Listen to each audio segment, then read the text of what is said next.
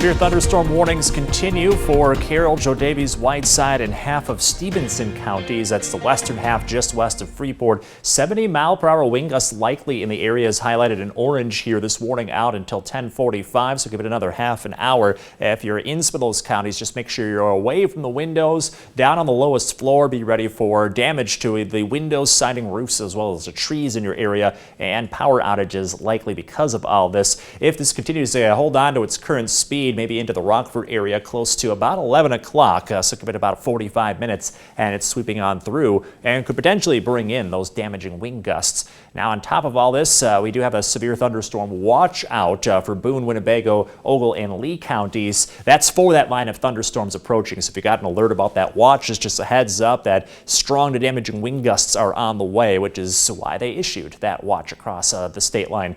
Future track doesn't have those storms lingering for very long. Here we are at 11 o'clock. Thunderstorms approaching the I-39 corridor and then moving east from there. We should be done with the storms by midnight, so not expecting that severe wind threat to last past midnight when it comes to thunderstorms. However, we still could have some strong winds behind the storms. Looking at current wind gusts up above 50 miles per hour. Galena, where some of those storms are, near 60 miles per hour. But those strong winds may linger once the storms exit, which is why the high wind warning remains in effect through 9 o'clock tomorrow morning. Probably won't see the extreme winds last that long, but still through about 3 in the morning may continue to have strong to damaging winds even when the storms are past us. So continue to be ready for power outages overnight just in case, as well as some tree damage as those strong winds continue. You can see on future track though, between now and about midnight, that's when the worst of the winds seem to sweep through the state line. We get beyond midnight, still looking at some strong winds, but they begin to die down and they'll slowly drop off through about 3 in the morning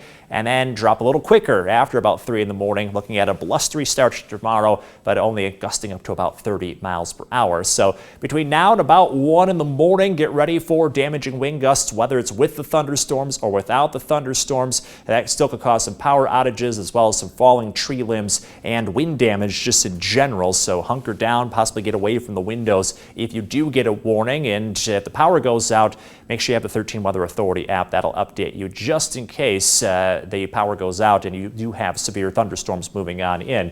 Temperature-wise, later tonight, down into the low 40s. That's about the high for tomorrow. So we'll be dropping into the 30s by the afternoon, but we should be clearing out. We'll be calming down when it comes to the wind and looking a lot more wintry moving forward. 30s as we head into the weekend, slightly below freezing by Sunday, then rebounding close to 40 as we head into the official start of winter on Tuesday. In your most accurate 10-day forecast, Christmas is in sight as of this point. Christmas Eve and Christmas Day just a little above freezing. Both days looking dry, both days looking snow-free, so it's very likely a green Christmas for us as we get into next week. And we managed to hit the 4-degree guarantee despite all the wild weather today. Almost got to 70, but our forecast was pretty close to that. Now aiming for the opposite direction, 41 in tomorrow's forecast, Brittany and Evan. Yeah, a little bit more of a drop down to earth, Alex. Thank you. Coming